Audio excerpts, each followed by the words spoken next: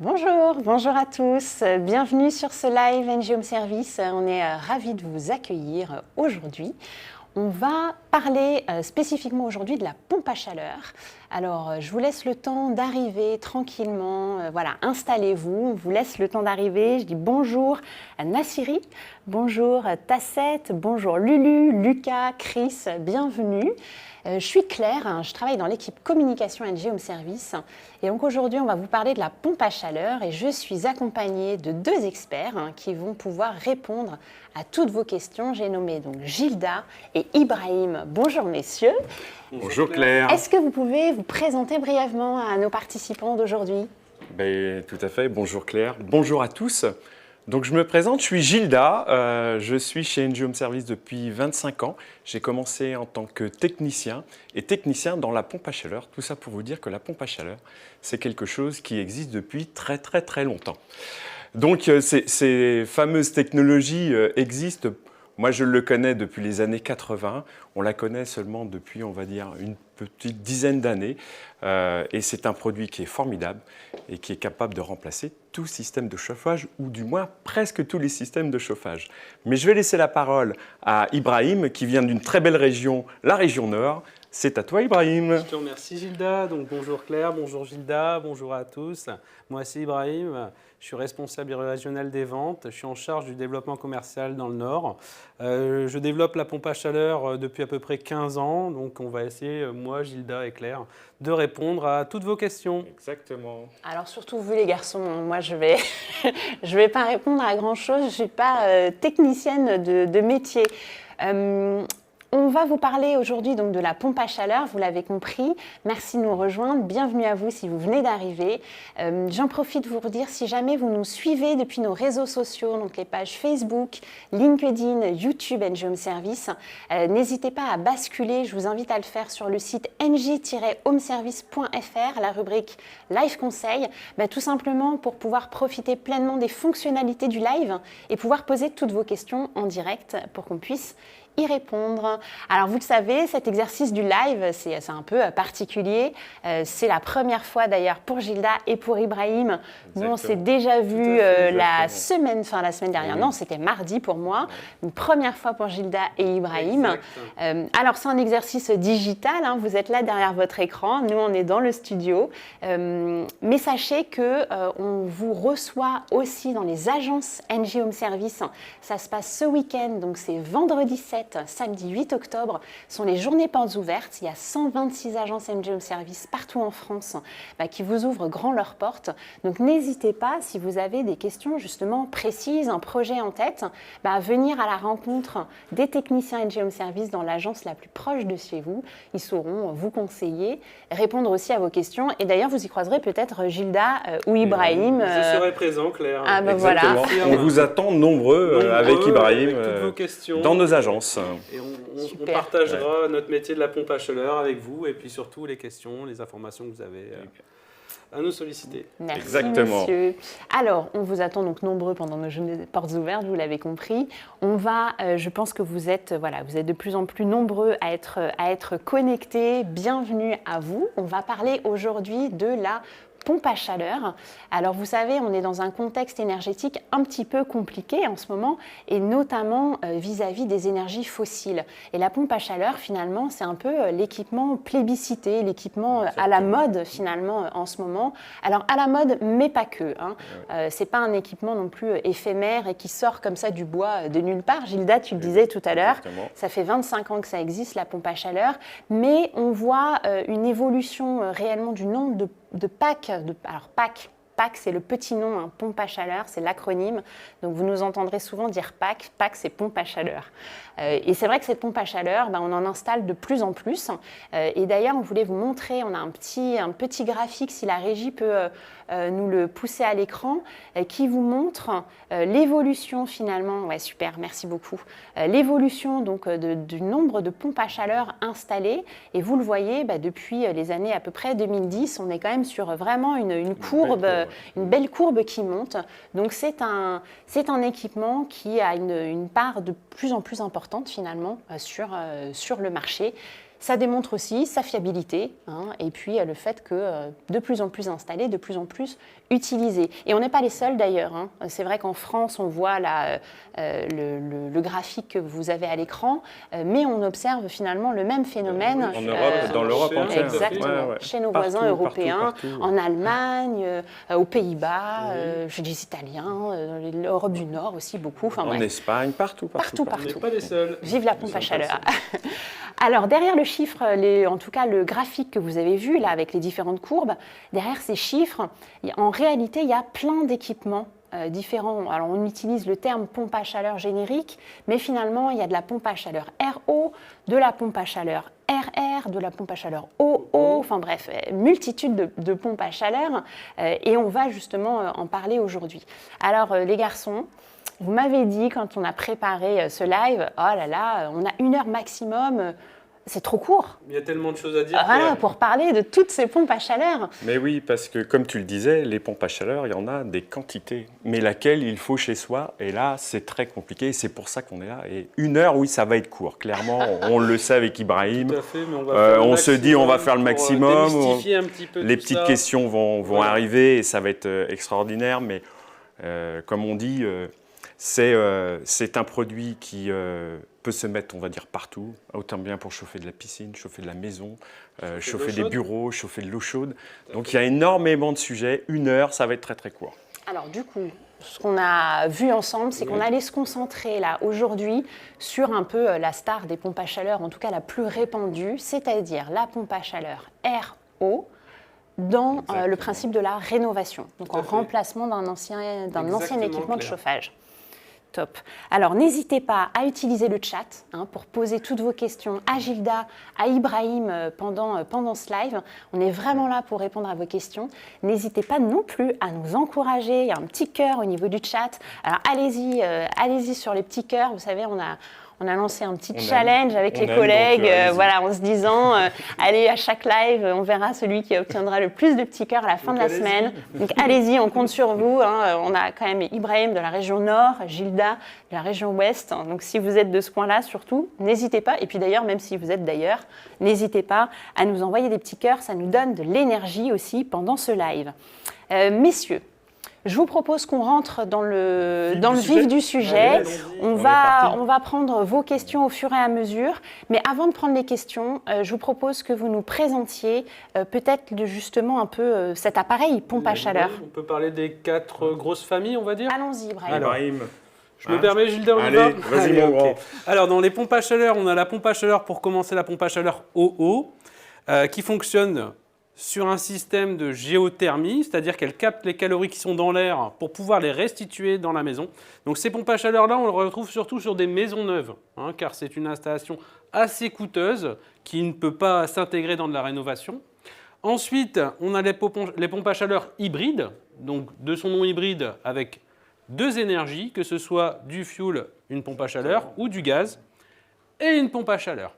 Ensuite, on a la pompe à chaleur RR. D'ailleurs, si vous pouvez me suivre à l'écran, on va regarder, on a un groupe extérieur ici. Donc, la pompe à chaleur RR, plus communément connue sous le nom de clim réversible, on la retrouve souvent dans des hôtels. Donc, grâce à un split, c'est-à-dire une cassette, on appelle ça aussi comme ça, à l'intérieur de la maison, ou, quand on le voit dans une chambre d'hôtel, qui fait du froid et du chaud. Donc, grâce à l'air extérieur, on va chauffer l'air intérieur, d'où son nom, pompe à chaleur RR. Exactement. Et ce qui va nous concerner aujourd'hui, c'est la pompe à chaleur RO. Donc grâce à l'air extérieur, on va chauffer l'eau de l'habitation, que ce soit de l'eau chaude sanitaire ou celle des radiateurs. Radiateurs, plancher chauffant, on va même parler là d'émetteur, donc ce qui émet la chaleur dans la maison. Donc là ici, on a le groupe extérieur. Ici, on va le voir, le module hydraulique, donc ça, c'est ce qui remplace la chaudière fioul ou la chaudière gaz. Ce groupe extérieur récupère les calories qui sont dans l'air, et on va plus en parler tout à l'heure, Gilda, qui va l'envoyer vers le module hydraulique et qui va chauffer l'eau de vos radiateurs ou de votre plancher chauffant. Ensuite, dans votre maison, ce sera toujours un petit peu le même principe que ce que vous avez à l'heure d'aujourd'hui. Vous retrouverez un thermostat qui va vous permettre de mettre la température souhaitée dans votre logement. Il existe aussi des thermostats connectés et d'ailleurs Claire, je crois que demain on a une conférence live sur les thermostats connectés. Oui, Donc on va pas trop rentrer dans le sujet aujourd'hui, on va laisser nos collègues demain vous expliquer tout ça et vous attendent également très nombreux. Donc voilà ce qu'on a un petit peu au niveau de la pompe à chaleur, Claire. Top, merci, merci Ibrahim. La connectivité est un sujet hyper important. Aujourd'hui, on a tous des applications sur nos téléphones. En fin de compte, vous commandez votre chauffage ou votre eau chaude sanitaire avec votre téléphone. Ça, c'est extraordinaire. On a tous ces applications et c'est un outil, je trouve, indispensable aujourd'hui et qui est vraiment dans l'air du temps. Ibrahim, oui, on a parlé aussi de la pompe à chaleur qui fait du chauffage, mais elle fait aussi de l'eau chaude. Ah oui, tout à fait. Mais à quoi ressemble cette pompe à chaleur avec l'eau chaude? La pompe à chaleur qui fait de l'eau chaude, là ici ce qu'on voit c'est une pompe à chaleur, on l'appelle chauffage seul, c'est-à-dire qu'elle ne fait que le chauffage. Il existe également des modules donc, dans votre maison qui remplacent votre ancienne chaudière fioul ou votre ancienne chaudière gaz qui peut également chauffer l'eau de votre logement. On la retrouve esthétiquement, ça ressemble un petit peu à un frigo en fait au niveau de la taille. On a une partie eau chaude sanitaire qui souvent fait environ 200 litres et une partie chauffage sur le dessus. Voilà Gilda.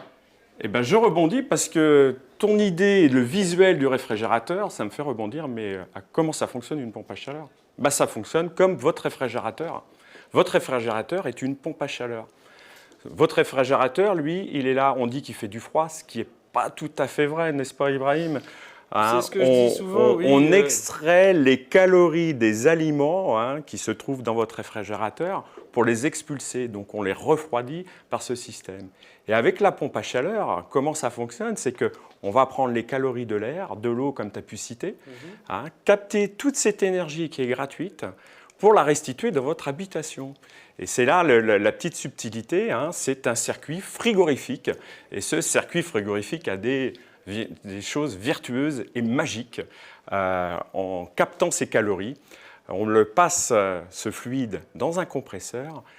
La compression nous permet d'augmenter cette température de ce fluide à des températures de plus de 70 degrés. Et imaginez 70 degrés, vous vous brûlez quand vous passez les mains sous l'eau chaude.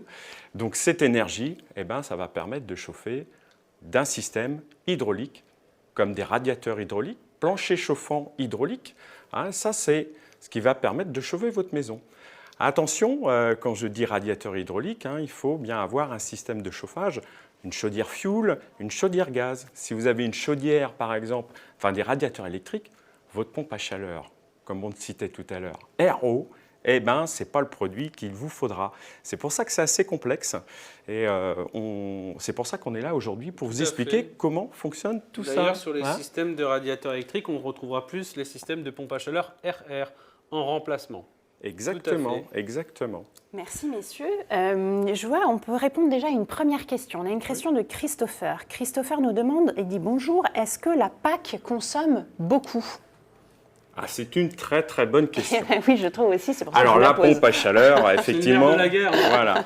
Et oui, elle consomme de l'énergie, mais elle ne consomme pas beaucoup. Comme j'ai pu l'expliquer, on récupère les calories de l'extérieur, de l'air, est totalement gratuite et on va dire carrément à l'infini, on a cette énergie. Donc en gros, pour vous situer un petit peu comment les économies d'énergie, aujourd'hui, quand vous consommez 1 kW d'électricité, votre pompe à chaleur est capable de vous en restituer à peu près, en moyenne, 3 kW d'énergie. C'est pour vous dire l'énergie, le gain d'énergie que vous allez faire gratuite. Donc ça, c'est quelque chose, Ibrahim, qui... Et ça en toute saison, que ce soit en hiver ou en été. D'ailleurs, chaque pompe à chaleur a des coefficients de performance. C'est ce qui permet de déterminer aussi la performance de l'appareil qu'on va vous proposer. On est aux alentours de 4,5 de COP. On va parler de COP, de coefficient de performance, donc 1 pour 4,5.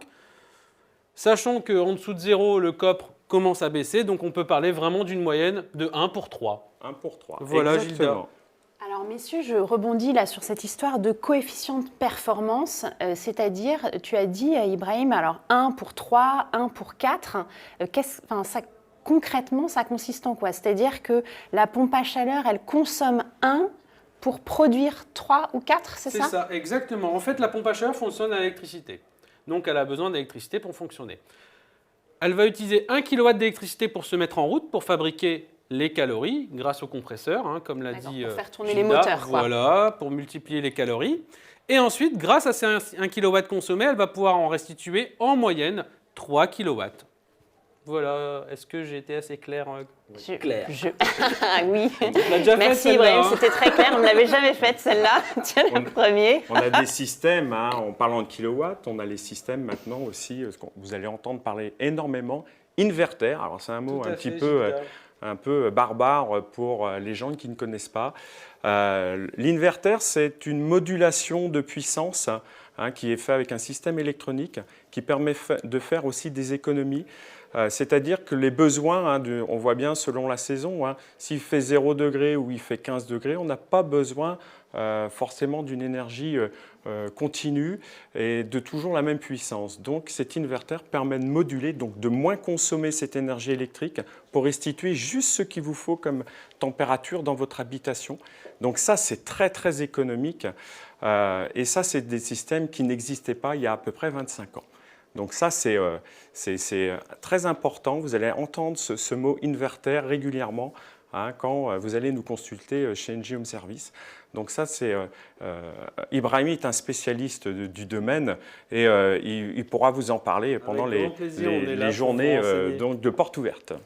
Tout à Merci fait. messieurs. Est-ce que j'ai envie qu'on puisse expliquer à nos invités qui nous suivent aujourd'hui, qu'on leur explique concrètement les avantages, les atouts de la pompe à chaleur. Est-ce que vous pouvez nous les citer, nous les expliquer? Les économies, tout d'abord, Claire. Oui. Sur SADEM, sur une ancienne chaudière fuel qui va être changée par une pompe à chaleur, on fait jusqu'à 900 € d'économie annuelle. Hein. Vu le contexte actuel, c'est pas rien. Hein. Exactement. Hein, je rebondis sur ce que dit Ibrahim. Pour ce qu'on a pu constater, nous, chez nos clients, vous voyez, par exemple, sur le remplacement d'une chaudière fuel, on constate assez régulièrement une économie de 50%. Vous voyez, une habitation, on va dire classique, qui va consommer à peu près 2000 litres de fuel. Et on sait qu'aujourd'hui, le fuel est très très cher. On arrive à faire des économies jusqu'à 50%. Donc ça, c'est le point qui est vraiment très important. Et le point important aussi, c'est qu'en gros, on ne change pas grand-chose sur votre installation. On enlève votre ancienne chaudière, qu'il soit fuel ou gaz, et on met en lieu et place cette pompe à chaleur, hein, que vous avez pu voir tout à l'heure avec Ibrahim. Donc, pas vraiment de changement au niveau situation. Il y a la seule petite chose qui va changer chez vous, c'est qu'on va vous mettre un groupe extérieur. Et ça, ce groupe extérieur, effectivement, il faudra bien le positionner à un endroit. Hein. Donc, c'est pour ça qu'une pompe à chaleur n'est pas forcément RO adaptée à tous les systèmes d'habitation. Mais ça, Ibrahim, tu vas pouvoir nous en dire un petit peu plus. Oui. Où est-ce qu'on met une pompe à chaleur RO? Une pompe à chaleur RO, c'est ce que je dis tout le temps. Pour pouvoir faire un système de pompe à chaleur RO, il faut surtout avoir eu une étude thermique, c'est-à-dire qu'il y ait un professionnel qui vienne dans le logement pour pouvoir voir où on peut la situer sans que ça gêne le voisinage. C'est très important, ça. Ensuite, je ne sais pas si la caméra peut nous amener ici vers les rubber foot. Donc en fait, c'est des cylindres blocs anti-vibration, anti-bruit. Hein, c'est des gros patins en caoutchouc qu'on voit ici. Donc ça, c'est ce qui permet de supporter la pompe à chaleur et atténuer son bruit. Et on le pose toujours sur une dalle béton de niveau pour pouvoir vraiment atténuer le bruit. Et il existe également des cages groupes extérieurs, Gilda. Oui, ça c'est effectivement quand on regarde les groupes à l'extérieur comme ça, bon, quand on a un produit comme ça devant chez soi, c'est pas forcément esthétique. Et il existe des caches qui permettent de dissimuler cet appareil. D'ailleurs, on qui le voit peut être un peu. Ici, ah ouais, c'est super, un super voilà. Visuel là. Merci à l'équipe. Et ça permet de dissimuler cet appareil d'une manière tout à fait esthétique. Ouais, il existe plusieurs tailles, plusieurs coloris, de plusieurs matières, en métal, en bois. Et ça, on est tout à fait capable de vous proposer ces choses-là pour l'esthétisme de votre habitation, parce que je trouve que c'est important. Il fallait en parler. Et Ibrahim, ça, merci de me l'avoir soufflé à l'oreille. Je t'en prie, merci. Gilda. Alors, messieurs, on a parlé, là, vous nous avez parlé, alors, atouts, je vous demandais les atouts, et puis finalement, vous nous avez aussi aiguillé vers quelques inconvénients de la pompe à chaleur. Donc, si je résume, économie d'énergie, parce que finalement, on va consommer peu d'électricité, en tout cas pour juste faire fonctionner les moteurs de la pompe à chaleur. Et on utilise l'air ambiant, source d'énergie finalement intarissable et gratuite jusqu'à preuve du contraire. Oui, donc ça, c'est un premier avantage. L'impact carbone également. Impact carbone, tout à fait, j'allais y fait. venir vis-à-vis de l'environnement. Est-ce qu'on peut préciser ça, Alors, Ibrahim? une pompe à chaleur ne dégage pas de fumée. Donc, elle n'a quasiment pas d'impact carbone. Tu me rejoindras, Gilda, Exactement, là-dessus. exactement. Donc voilà, c'est un système écologique. C'est pour ça que c'est de l'énergie renouvelable. Et également, le patrimoine de la maison. Avoir un système d'énergie renouvelable dans son logement, comme je le dis souvent, ma très chère maison. Quand je dis cher, c'est le prix de la maison aussi. C'est vrai qu'une chaudière fuel à l'heure d'aujourd'hui, puisque depuis le 1er juillet 2022, les chaudières fuel ne sont plus commercialisées. Claire, je ne sais pas si tu le savais. Oui, alors on a fait un live justement sur effectivement la chaudière fuel, évolution de la réglementation. On ne peut plus remplacer une ancienne chaudière fuel par une nouvelle chaudière fuel pour la question justement des seuils de carbone qui sont trop élevés. Exactement, tout à fait. On peut toujours l'entretenir, on peut toujours l'utiliser, c'est toujours d'actualité. On est aux alentours de 1,50 € le fuel. Donc vraiment, il commence à y avoir beaucoup de désavantages sur le fuel. Et les personnes qui vont installer une pompe à chaleur demain vont augmenter la plus-value de leur maison, vont faire des économies d'énergie et en plus, un super geste pour la planète. Et oui, ils vont gagner en étiquette énergétique, c'est ça, oui, sur le J'allais rebondir logement. là-dessus justement. La fameuse étiquette énergétique, ça c'est très important. On le voit aujourd'hui quand vous achetez une habitation, elle a une étiquette énergétique. Et je dirais qu'on connaît une étiquette énergétique aujourd'hui depuis plus de 20 ans. C'est sur l'électroménager. Surtout les appareils électroménagers. On a parlé du réfrigérateur, mais ça va aussi sur le lave-vaisselle, ça va un peu sur tous les... Donc tout le monde est un petit peu habitué. Donc cette classe énergétique est très importante. Ça va valoriser votre patrimoine. La maison, ça veut dire si vous êtes classé le plus près du A, votre habitation est moins énergivore. Donc vous allez avoir plus de facilité pour la vendre, voire peut-être même faire une petite plus-value. Alors, Gilda, je t'interromps 2 secondes. Je voudrais, la régie là, nous montre l'étiquette énergétique de la pompe à chaleur. Est-ce que vous pouvez nous mettre l'étiquette énergétique du logement avec les différentes classes de logement? Puisque là, du coup, ce n'est pas tout à fait la même chose et je ne voudrais pas que ça induise en erreur ceux qui nous suivent aujourd'hui. Il y a l'étiquette énergétique qu'on voit sur les équipements. D'ailleurs, vous les voyez quand on a montré tout à l'heure les unités extérieures. Et puis, il y a l'étiquette énergétique d'un logement. Voilà, et c'est plutôt le diagnostic d'ailleurs de performance énergétique. C'est un petit peu différent. Je te laisse reprendre, Gilda, du coup. Oui, il y a les deux classes. L'étiquette d'un appareil, c'est forcément s'il est énergivore ou pas. Et pour votre habitation, c'est un peu la même chose. Je rebondirais, c'est que votre habitation a des déperditions. Voilà l'étiquette énergétique qui apparaît. Donc, on le voit très bien. Comment est calculée cette étiquette pour une habitation et pour une pompe à chaleur? C'est assez simple. Je vais revenir au logement. Le logement a des déperditions. Il y a un petit graphique, la régie. Ce serait très sympa de faire voir la petite habitation avec les chaleurs qui partent. Ce serait les économies, on le voit, là, les déperditions. Voilà. Donc vous l'avez à l'écran. Voyez ce petit graphique. Comment fonctionne en fin de compte la classe énergétique, et on va y revenir, comment on fait après pour installer une pompe à chaleur et déterminer la bonne pompe à chaleur chez vous. Voyez bien que pour la toiture, c'est à peu près les déperditions, c'est la chaleur qui s'échappe de votre habitation, compte pour 25-30%. Donc c'est important. Après, vous avez tout ce qui est périphérie, donc les murs. Vous avez aussi également le sol. Et tout ça, votre habitation, ce qui serait super sympa, c'est qu'elle ne perde pas d'énergie. Mais en clair, on y arrive petit à petit, mais c'est quasi impossible. Donc il faut rentrer un petit peu de chaleur. Et c'est pour ça, d'ailleurs, qu'on met des systèmes de chauffage, n'est-ce pas? Et comment on fait pour calculer une pompe à chaleur? Je vous interromps 2 secondes parce que là, je sens que vous êtes partis. On ne peut plus vous arrêter sur le sujet. J'ai une vraie pipelette avec moi aujourd'hui. Mais on a plein de questions dans le chat et je voudrais qu'on commence à les traiter, si vous permettez. Parce que sinon, je sens que vous nous emmenez jusqu'au bout de la nuit, là. Alors, j'ai une question de Claude. Claude, il nous demande « Bonjour, la PAC est-elle adaptée aux zones de moyenne montagne ?» Il parle en particulier du Massif central, 800 mètres d'altitude. Messieurs. Oui. Alors, c'est une question de spécialiste. Oui, il existe des pompes à chaleur qui sont adaptées. Je dirais que la pompe à chaleur peut-être la plus adaptée en moyenne montagne, ça va être peut-être la géothermie. Pourquoi? C'est parce qu'on va avoir des calories facilement dans le sol. En montagne, en fin de compte, on a des températures plutôt froides, négatives, et on a de la neige. hein. Donc il existe aussi des pompes à chaleur qui se situent à l'intérieur du logement, hein, où on va prendre de l'air de l'extérieur, mais elle va être un petit peu cachée, hein, pour éviter qu'elle soit sous la neige. Et ça, c'est des produits qui existent sur le marché. Donc c'est pour vous dire que les pompes à chaleur, il y a des tas de modèles, c'est assez complexe. Il faut visiter vos logements pour pouvoir mettre le bon produit, n'est-ce pas, Ibrahim? Exactement. Ouais. Et en montagne, les maisons sont super isolées. C'est des maisons en bois. Ouais. Hein, donc elles ont un faible pouvoir de déperdition. Donc ça aussi, c'est important. Hein. Chaque pompe à chaleur, on va y revenir tout le temps, hein, Claire. Chaque pompe à chaleur est différente par rapport au logement. C'est pour ça vraiment qu'il faut un professionnel qui puisse venir chez vous et pouvoir vous faire une étude sérieuse. Voilà. Moi, j'aime bien dire aussi, votre habitation, elle est comme vous, elle est unique. Oui. Donc votre habitation, qu'elle se situe dans le Nord, en Bretagne, en Auvergne, eh ben, il faut absolument calculer ce qu'il vous faut le plus proche pour avoir la température de chauffage chez vous, de l'eau chaude suffisante chez vous, Le maximum d'économie le d'énergie. maximum Et d'économie le bon d'énergie, fonctionnement. et le bon fonctionnement, ouais, et l'appareil forcément qui va vraiment s'adapter. Et ça, il faut absolument se déplacer chez vous. Bon, j'espère qu'on a répondu à la question de Claude. On va prendre tout de suite une autre question. On a Namoé. Alors Namoé nous demande, elle dit « Bonjour, nous avons une maison de 15 ans avec des vieux radiateurs électriques, hein, je lis la question de Namoé, qui va devenir notre maison principale.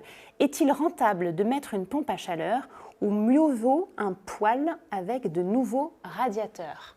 Est-ce qu'on peut répondre Oui, à on peut répondre, Namoé? Claire. Alors, c'est deux systèmes complètement différents. Si ces personnes vont mettre un poêle, elles vont avoir un chauffage dit d'appoint, c'est-à-dire qu'il va chauffer autour de la partie où sera le poêle. Par contre, si elle va mettre une pompe à chaleur de type RR, on va pouvoir mettre des unités dans chaque pièce. Elle va vraiment avoir une homogénéité au niveau de la température et régler la température pièce par pièce. On appelle ça plus communément un chauffage central ou un chauffage d'appoint. Ok. Voilà. Donc poêle, chauffage d'appoint, Oui. pompe à chaleur, chauffage central. Tout à fait, si on l'utilise, si on l'installe dans chaque pièce, bien sûr. Ok. Bon, j'espère qu'on a répondu, Namoé, à votre question. C'est des questions précises, hein, ben oui, les gens et sont- pointues, mais voilà. c'est très pointu. Il y a du niveau là. Hein. J'ai Shelby du 39. Shelby demande pourquoi c'est aussi gros les deux ventilateurs. Alors je suppose qu'elle parle de l'unité extérieure. Oui. Alors, je vais y répondre. Je t'en prie, Gilles. C'est tout simplement pourquoi il y a un ventilo ou deux ventilateurs. C'est une question de puissance. Vous voyez bien, si vous avez une maison de 70 mètres carrés et une maison qui fait 200 mètres carrés, la surface à chauffer est beaucoup plus importante. Donc forcément, l'appareil, on va lui demander aussi de fournir beaucoup plus d'énergie. Ce qui explique pourquoi les appareils sont plus ou moins importants. Hein, et ça se calcule en faisant des mesures chez vous. On mesure les surfaces, on regarde la date d'habitation de l'habitation, de construction de l'habitation. On voit aussi le nombre de personnes qui habitent dans le logement. Et tout ça, ça va déterminer le type de pompe à chaleur qu'il vous faut. Donc en gros, une pompe à chaleur, pour tout vous dire, ça va de 3 kW de puissance à 16 et voire plus en termes de puissance. Donc le métier est assez compliqué et c'est pour ça d'ailleurs que le live, on disait, il va durer qu'1 heure. Et 1 heure, c'est trop court. Il y a tellement de configurations, n'est-ce pas? Porte ouverte, le Il y vendredi a tellement 7 de configurations. et le que, samedi bon. 8 pour pouvoir en discuter plus longuement. Et c'est pour ça qu'on existe, n'est-ce pas, Et- Ibrahim? Exactement. Et je Alors, rebondirai vas-y, là-dessus Ibrahim. également. On parle de questions de volume aussi, hein, des hauteurs Ouais. de plafond de 2,50 m et Et des oui. hauteurs de plafond de 3 mètres, c'est pas le même volume à chauffer. Après, Exactement. l'isolation est très importante. Hein. Si on a encore des fenêtres en simple vitrage, il faut déjà commencer à penser à travailler l'isolation de la maison avant de mettre un système de chauffage performant. Ça aussi, il faut bien le signaler. oui. Donc voilà, vraiment l'expert chez vous est essentiel pour pouvoir avoir le résultat souhaité. Exactement. Voilà. J'ai une question, messieurs. On nous demande qu'est-ce qu'il y a de mieux? Est-ce que c'est une pompe à chaleur qui fait que du chauffage ou est-ce que c'est une pompe à chaleur qui fait aussi de l'eau chaude? Je te laisse Alors, répondre, Gilda. oui. Alors, c'était une bonne question. Alors, il y a plusieurs cas de figure. Je vais prendre le cas de figure qui est arrivé déjà chez mes clients. Hein. On arrive, justement, ils ont une chaudière gaz et il y a 1 mois, ils ont changé leur chauffe-eau électrique. Hein. Il est tout neuf. Alors, qu'est-ce qu'il faut faire? Est-ce qu'il faut tout enlever et puis supprimer le chauffe-eau qui est tout neuf? c'est quand même dommage, hein. On a investi de l'argent et puis derrière, on va tout mettre à la poubelle. Ben non, on s'adapte. Oui. Hein, on s'adapte, hein, n'est-ce pas? On mettra une pompe à chaleur qui fera effectivement que le chauffage. Et on va dire à l'avenir, on pourra toujours changer ce chauffe-eau électrique et mettre le chauffe-eau qui pourra s'adapter avec la pompe à chaleur. Hein, c'est qu'un raccordement entre les deux. Ça se fait très facilement. Hein, et vous continuerez à faire des économies d'énergie. Hein, c'est ce qu'on appelle des installations un peu évolutives. Il n'y a aucun souci là-dessus. Hein, tout à fait. N'est-ce pas? Tu as des exemples comme ça. Toi, oui, je pense que tu en as des tonnes. Ça, changer un matériel qui a 1 an ou 2, je ne vois pas trop la pertinence. Il a encore de belles années devant lui. Donc, autant attendre quelques années. Voilà. Après, par la suite, si le système d'eau chaude sanitaire vient être défaillant, bon, on passera sur un système neuf. Eh bien, c'est très bien votre réponse parce que ça me fait le lien avec la question de Sophie sur justement un peu la durée de vie des équipements. Elle demande, Sophie, quelle est la durée de vie d'une pompe à chaleur, messieurs? Ah, la durée de vie d'une pompe à chaleur. Alors, je vais faire une réponse de Normand. Je dirais que normalement, une pompe à chaleur, hein, si tout se passe bien, si elle est bien dimensionnée, si elle est entretenue, etc. Par des personnes qualifiées RGE. Exactement. On y reviendra après d'ailleurs. On y reviendra après. Je dirais entre 15, 20 ans, 25 ans. Tout dépend effectivement du système qui a été installé. L'entretien également, Gilda. Il faut qu'elle soit entretenue tous les ans. On y reviendra également. C'est important tout ça. Donc difficile de donner un âge précis. Moi je dirais entre 15 et 20 ans. Voilà. Et est-ce qu'on observe, j'imagine, tu disais Gilda tout à l'heure, la pompe à chaleur, ça existe finalement depuis 20-25 ans. Est-ce qu'une pompe à chaleur des années 80, elle a la même durée de vie qu'une pompe à chaleur aujourd'hui des années 2000, 2010 ou est-ce qu'il y a des évolutions un petit peu techniques, j'imagine? Elles sont plus performantes. Aujourd'hui, elles sont plus performantes. Moi, j'ai travaillé sur ces fameuses pompes à chaleur installées dans les années 80, après les 2 premiers cracks pétroliers. Elles ont duré encore. On commence justement à en remplacer les dernières. Hein. Elles arrivent en bout de vie, donc tout ça pour vous dire, elles ont une quarantaine d'années. On les change parce que aujourd'hui, il y a des produits plus performants, donc on réalise des économies encore importantes. Hein. Donc on est capable de changer votre pompe à chaleur existante par une nouvelle génération, plus économique. Ça aussi, on n'en avait pas parlé encore, mais parce qu'on parle forcément de remplacement avec des énergies fossiles, mais tout est faisable. Et pour moi, la pompe à chaleur est tout à fait appropriée pour faire des économies d'énergie. Super. Voilà. J'ai alors une question de Lulu. Lulu demande, donc ça fonctionne avec de l'électricité. Est-ce que j'ai besoin d'intervenir ou de faire des changements sur mon installation électrique ou sur mon abonnement électrique pour l'installation d'une pompe à chaleur? Oui, tout à fait. Je me permets, Gilda, sur l'abonnement électrique, il faudra l'augmenter. Souvent, les personnes chez qui je vais ont une puissance de compteur à 6 kg.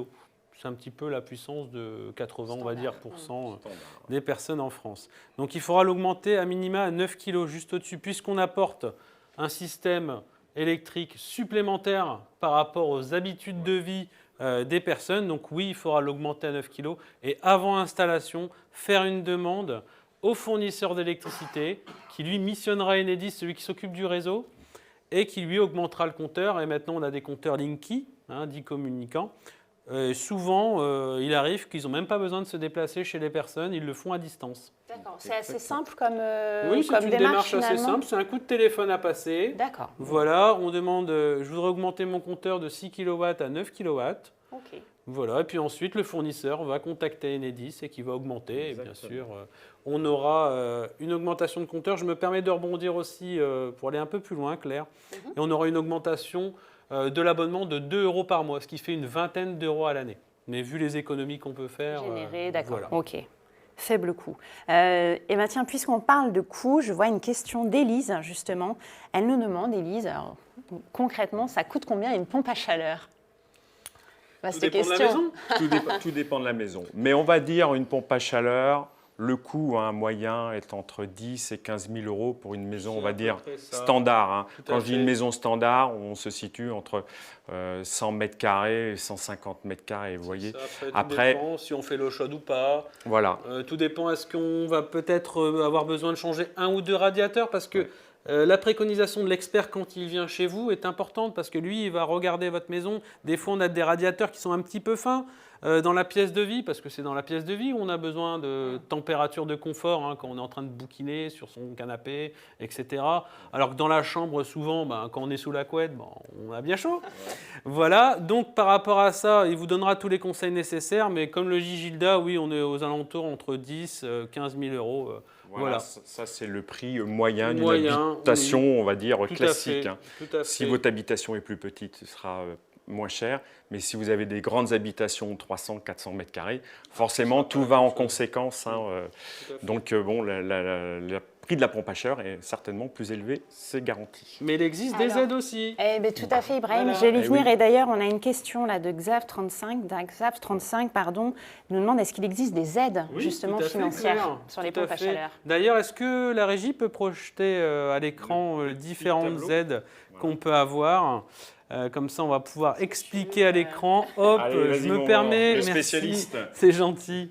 Alors, donc, au niveau des aides, ça se détermine en 4 critères, avec des codes couleurs. Donc bleu, jaune, violet et rose. Il y a 2 aides.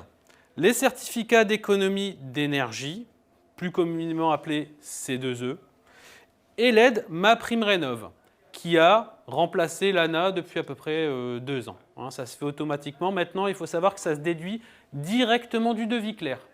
C'est-à-dire que nous, NG Home Service, quand on va faire une préconisation d'appareil chez le client, on va lui dire, voilà monsieur le client, c'est cette pompe à chaleur qui vous convient, ça coûte tant, et on va s'occuper du dossier administratif, et on va vous avancer les aides, et ensuite, nous, on les récupérera, ce qui permet au client de ne pas avancer les aides. D'accord, donc ce que tu C'est assez dis, super sympa. Ibrahim, c'est que les clients peuvent bénéficier des aides et on va les aider un petit peu à identifier À de monter leur quelles dossier. aides ils ont besoin. Et on fait pour eux finalement les démarches fait. Tout à administratives. fait. On déduit les aides du Exact. montant de leur devis. Voilà. Ils ne payent que ce qui reste à Le payer reste à payer, le reste à une charge. fois les comme aides on dit. déduites. D'accord. Tout à fait. Donc il existe 4 familles. Donc les très modestes, les intermédiaires, les aisés. Donc les très modestes ont droit à une aide qui peut aller donc jusqu'à 9 000 euros. Sachant qu'il y a toujours une partie de reste à charge minimum, Claire. 10% pour les très modestes, 25% pour les modestes, 40% pour les intermédiaires et 60% pour les aisés. Donc, 4 000 euros de certificat d'économie d'énergie, 5 000 euros de prime rénov', on est à 9 000 euros. Ici, 4 000 euros de certificat d'économie d'énergie, 4 000 euros de prime rénov', on est à 8 000 euros. Les intermédiaires, 2 500 euros de certificat d'économie d'énergie, 3 000 euros de ma prime rénov', on arrive à 5 500 euros. Et souvent, j'ai des clients qui me disent « Mais non, moi, Ibrahim, je n'ai pas le droit à des aides. » Eh bien si, même s'ils ont des gros revenus, s'ils ont une ancienne chaudière fuel, cette vieille chaudière fuel leur donne droit à minima à un certificat d'économie d'énergie de 2 500 euros. Alors, ce qu'il faut surtout retenir, c'est qu'il faut regarder le revenu fiscal de référence du logement. Quand je dis revenu fiscal référence du logement, c'est-à-dire toutes les personnes qui sont rattachées fiscalement au logement. Des fois, monsieur et madame ont 2 avis d'imposition différents. On additionne le tout, le nombre d'enfants qui sont rattachés au logement, et de là, on peut déterminer, grâce au barème, les aides. Ce que je vais pouvoir aussi ajouter, c'est que pendant les portes ouvertes, le vendredi 7 octobre et le samedi 8 octobre, venez avec votre avis d'imposition. Comme ça, ça nous permettra de vous dire, voilà, vous avez le droit à ça, voilà ce que ça coûte. Je serai renseigné intégralement. Est-ce que c'est clair pour toi, Claire? C'est très clair. Allez, une deuxième fois. Une petite troisième, Ibrahim, avant la fin du live. Hein, je compte sur toi. Alors, merci beaucoup pour ces explications. Je pense que ça vous intéresse, hein, vous, chez vous, justement, de savoir qu'il y a des aides financières qui sont importantes, notamment sur la pompe à chaleur, parce que c'est un équipement qui, finalement, coche un peu toutes les cases. Les économies d'énergie, un faible impact carbone. Donc, on est vraiment dans la lignée des politiques financières incitatives du gouvernement en la matière. Donc, n'hésitez pas à en profiter, justement, pour vous équiper. J'ai une question, on continue avec les questions, messieurs, parce qu'on en a beaucoup dans le chat. Alors, Mamounette dit « J'ai une chaudière gaz dans ma maison, j'hésite à passer à la pompe à chaleur, est-ce que c'est rentable ?»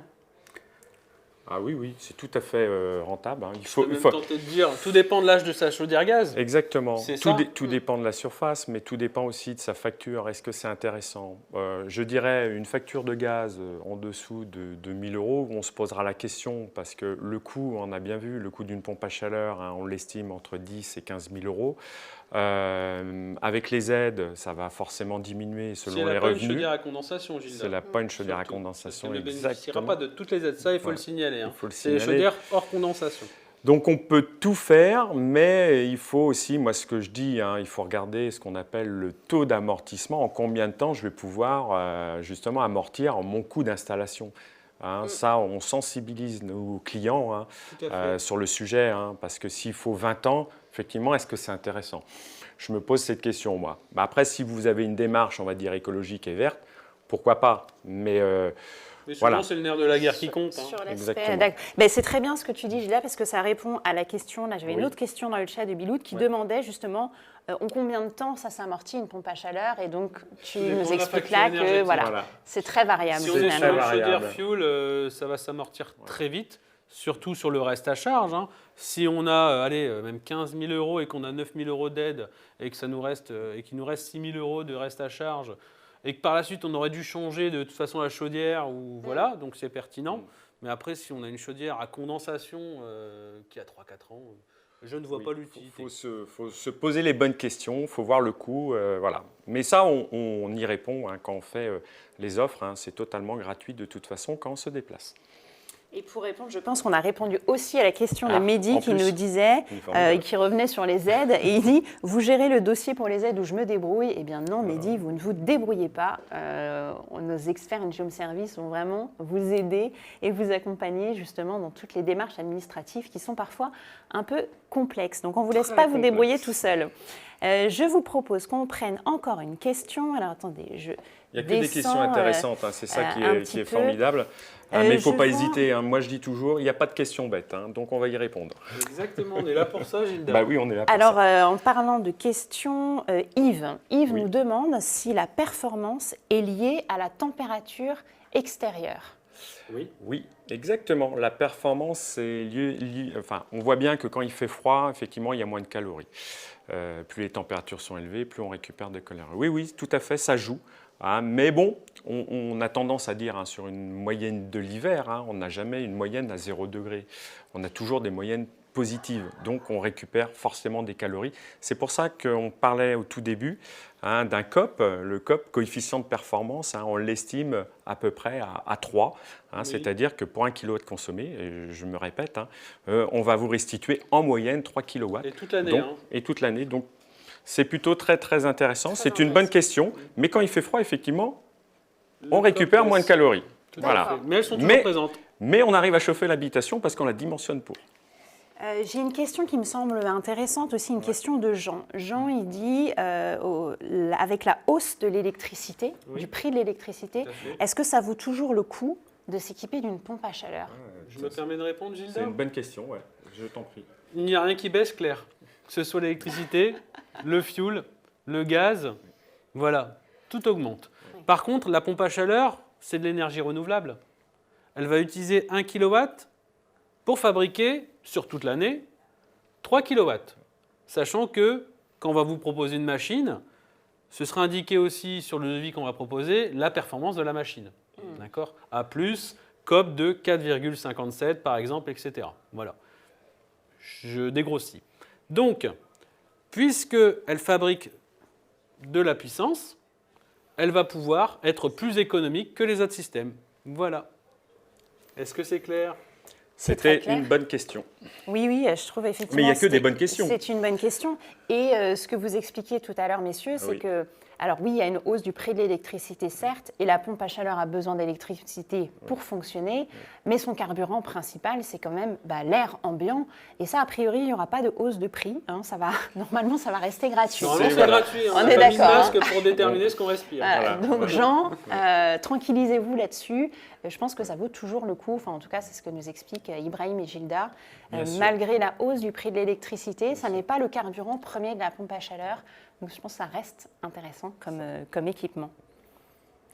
Autre question, Claire? Oui, autre Ouais. question. Il y en a certainement une très très bonne. Ça, oui, et non seulement c'est une bonne question, mais je pense que c'est quelqu'un qui s'y connaît un petit peu. Ah, Parce ça nous que intéresse. on nous demande, alors, monobloc ou Ah, bibloc, oui. quelle différence?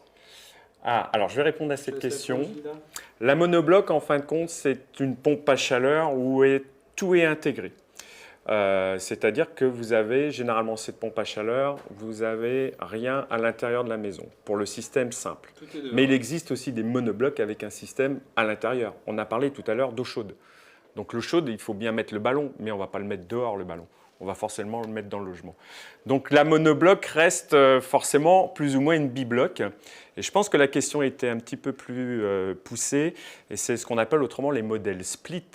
Split, c'est les biblocs. Et là, entre les deux, c'est vraiment une affaire de spécialistes. On a ce qu'on appelle une liaison frigorifique entre l'extérieur et l'unité intérieure. Et ça, c'est le fluide frigorigène qui circule entre les deux. Mais c'est deux technologies qui sont, on va dire, quasi identiques. Tout dépend ce que l'on veut faire chez soi.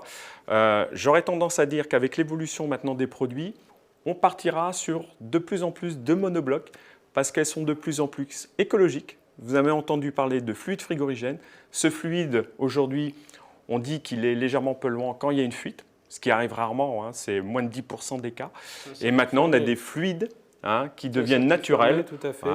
Et donc, la fuite n'aura plus une incidence sur la pollution. Le cercle est devenu très, très vertueux.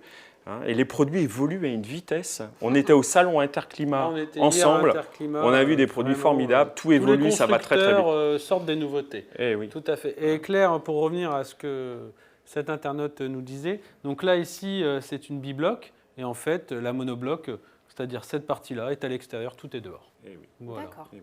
Messieurs, j'aimerais qu'on réponde à une question là, de Séverine. Séverine dit, on habite en appartement, est-ce qu'on peut mettre une pompe à chaleur? Bonjour Séverine. Et malheureusement, dans votre appartement, vous n'allez pas pouvoir, normalement ça ne s'y prête pas trop. La chose qui pourra être faite, par contre, c'est, donc ça veut dire un appartement, plusieurs logements, une copropriété. Il faut étudier la question, est-ce qu'il est possible de mettre des pompes à chaleur pour chauffer vos logements et produire de l'eau chaude pour l'ensemble des logements? Ça existe. Par contre, il y a certaines configurations, alors ça c'est une histoire encore de spécialiste, c'est encore plus complexe que sur une maison individuelle. Tout à fait. Et là, il faut se déplacer, ça demande une étude et puis consulter aussi l'ensemble des copropriétaires. Donc oui, c'est... Il faut demander à la copropriété si on peut mettre un groupe extérieur. À la rigueur, peut-être un système RR avec une unité ou peut-être plusieurs unités. Après, tout dépend de la configuration de la maison. Et là, il faut vraiment un expert qui puisse se rendre au domicile et pouvoir voir ce qui est faisable. À propos d'experts, on peut répondre aussi à une question d'Alexandra. Alexandra nous dit comment on choisit le professionnel pour l'audit énergétique et à quel budget on doit s'attendre? Au niveau de l'audit énergétique ou au niveau c'est une bonne question. Voilà. Alors peut-être on peut répondre. Il y a deux sujets là. Oui. Ibrahim. Allez-y. Alors donc, comment choisir l'expert? Choisissez NG Home Service. Voilà, on est proche de chez vous. On est expert dans la maintenance des systèmes de chauffage et leur installation depuis des années. Toutes nos agences sont qualifiées RGE, reconnues garant de l'environnement. Il faut savoir que même après installation, pour garder ce certificat, on a des audits qui sont faits sur les installations, donc ça c'est important. Voilà. Je pense avoir répondu à peu près. Gilda, je Alors sais pas si tu as l'audit, quelque chose moi je rebondis ajouter. parce que la question est plus ou moins double. L'audit énergétique, on le fera pour l'installation de votre pompe à chaleur. Par contre, il y a un audit énergétique pour le logement. Et là, c'est des spécialistes qui sont là pour diagnostiquer les déperditions de votre habitation. Et pas que. C'est aussi savoir est-ce qu'il y a de l'amiante, etc. etc. Et ça, c'est un autre métier, ce qui n'est pas le nôtre. Notre métier, c'est le chauffage, l'eau chaude sanitaire. Et là, on est capable de vous répondre et de vous faire un audit que pour l'énergie. Top. Bon. Merci beaucoup, messieurs. Je voudrais qu'on réponde à une question de Alia. Alia demande que pensez-vous de la PAC hybride? C'est vrai qu'on n'en a pas spécialement parlé. Alors, est-ce qu'on peut renseigner un petit peu Alia sur la PAC hybride et donner peut-être quelques infos sur cette PAC à tous ceux qui nous suivent aujourd'hui? C'est un produit qui est de nouveau plébiscité. Moi, je l'ai connu dans les années 80. C'est la PAC hybride, c'est quoi? C'est deux énergies. C'est la pompe à chaleur qu'on vient de plébisciter pendant pratiquement 45 minutes, là, et c'est associé à une chaudière traditionnelle, qui peut être fuel, qui peut être gaz. Et les deux sont liés.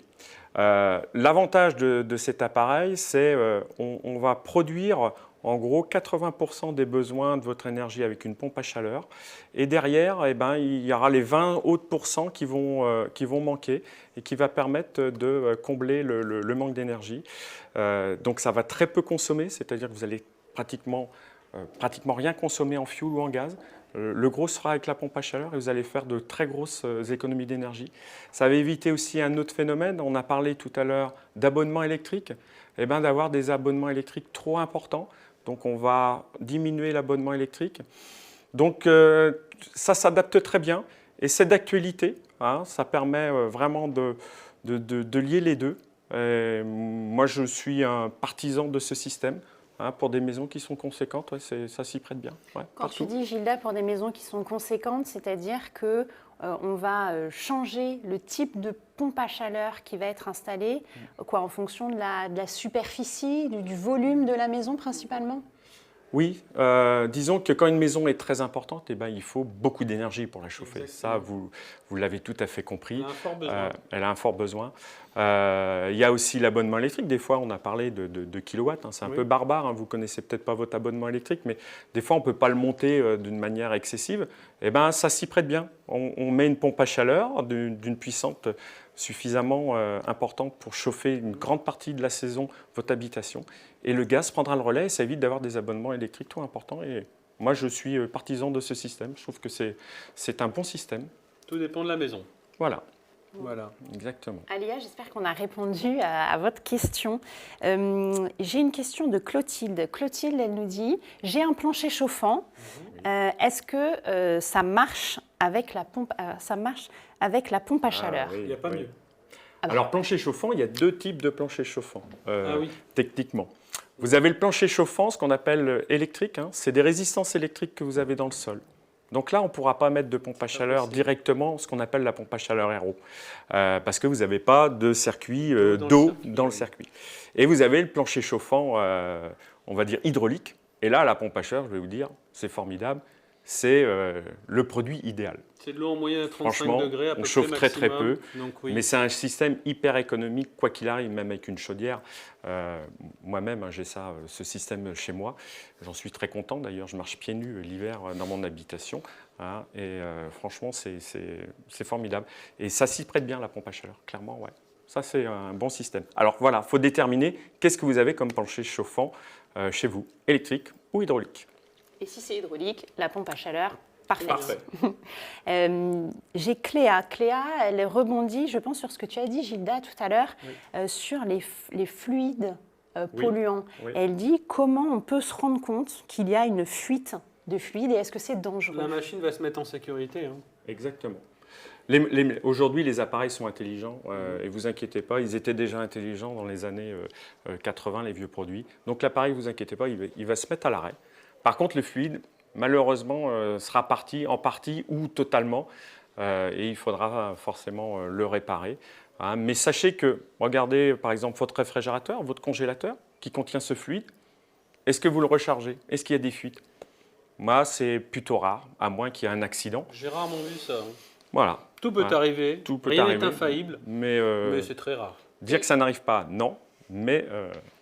Et puis ce qu'on peut répondre à Cléa aussi, c'est que les interventions tous les ans lors de l'entretien de la pompe à chaleur, ça sert aussi à prévenir justement ce risque de fuite pour garantir l'étanchéité exactement de la pompe à chaleur. Donc pas d'inquiétude finalement particulière ou trop importante. Alors je consulte ma table, je vois l'heure qui file, messieurs, et je me dis on va peut-être prendre une dernière question. Si ça vous va. Moi, j'aime bien cette question, je challenge. On a Pacman. Pacman, pourquoi passer par NJ Home Service pour l'installation, la transition de ma PAC? Je me permets d'intervenir ou tu interviens, Gilda? Oh, je te sens que tu vas aller sur le RGE. Ah, Je te sens bien sur le sujet. Pourquoi faire Hein? intervenir NGM Service? Donc vous allez avoir une offre complète, c'est-à-dire qu'on va vous préconiser le matériel en faisant une étude sérieuse. Ensuite, on va vous établir un devis clair et détaillé. Ensuite, on va s'occuper des aides et vous permettre de bénéficier de toutes les aides sans les avancer. Ensuite, vous aurez l'installation de professionnels qui vont pouvoir intervenir chez vous et le suivi de la machine pendant, je ne sais pas, 15, 20 ans ou plus. Voilà, donc vous avez vraiment une offre complète. On vous fera la maintenance. Nos agences sont agréées RGE, hein, certifiées Grenelle de l'environnement. On en a déjà parlé, ça c'est très important. Donc vous avez toutes les cartes pour nous faire confiance. Ça, c'est des bons arguments, messieurs. On reconnaît bien là l'énergie, l'envie NGM Service, c'est super. Et un grand groupe également, Claire. La sécurité d'un grand groupe.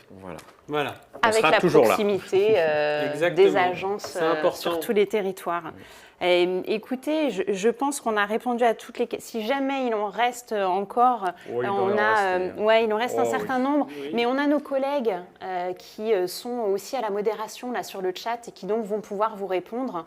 Donc voilà, vous pouvez continuer à les poser, hein, ça ne va pas s'arrêter là net d'un coup, mais voilà, sachez que on a tous nos collègues qui sont eux aussi derrière leur petit écran dans la salle à côté là pour répondre à vos questions. Donc si jamais on n'a pas tout traité en live, eh ben, ils auront l'occasion d'y répondre. Nous, on va s'arrêter là pour aujourd'hui. On avait dit 1 heure max, Ça défile, hein. on est à 1 heure. Ça passe vite, et ça oui, passe vite. quand on est en bonne compagnie, ça passe toujours c'est vite. gentil. Puis c'est valable pour nos amis aussi, hein, pas Oui, que oui. pour vous, messieurs. Merci. Bon, on espère que vous avez passé un bon moment, que vous avez appris plein de choses hein, finalement sur la pompe à chaleur, que ça a peut-être pu vous aider dans l'avancement de vos démarches, hein, si vous êtes en prospection ou en tout cas que vous cherchez à vous renseigner sur cet appareil. Moi, ce que je retiens, messieurs, de tout ce que vous nous avez expliqué, bon déjà, la pompe à chaleur, c'est une solution qui est fiable, Oui. qui existe depuis longtemps, Oui. qui fonctionne très bien. Mais il faut l'action vraiment d'un expert Exactement. pour garantir un bon dimensionnement, pour avoir un parfait fonctionnement et avoir et les économies d'énergie Oui, et puis un confort optimal au quotidien. Merci à vous de nous avoir suivis pendant ce live. N'hésitez pas à venir à la rencontre donc, de tous nos collègues ce week-end, vendredi 7, samedi 8 octobre, pendant les journées portes ouvertes NGM Service. Il y a 126 agences en France qui vont vous recevoir pendant tout ce week-end. Donc n'hésitez pas à aller dans l'agence la plus proche de chez vous. Vous pourrez à nouveau poser vos questions et vous aurez des collègues très sympathiques qui y répondront. Si vous avez apprécié le format live, surtout, vous n'hésitez pas à nous le dire. Vous nous mettez des petits commentaires dans le chat. On est toujours preneurs. Si vous avez aussi identifié des axes d'amélioration, n'hésitez pas. On est là aussi pour progresser grâce à vous. Côté live, moi je vous retrouve demain, ce sera notre dernier live de la semaine et on parlera des solutions de pilotage pour vos équipements de chauffage pour vous aider à faire des économies d'énergie. Merci encore à vous, merci beaucoup messieurs pour toutes Claire. vos explications. Merci Gilda. Avec Ibrahim, on vous attend. Hein, Nombreux. le Et 7 on est et là 8. pour répondre à toutes vos questions. Exactement. Passez dans nos agences. Très bon après-midi à tous. Merci Claire. Au revoir. Au revoir Merci. tout le monde. Au revoir, bon appétit.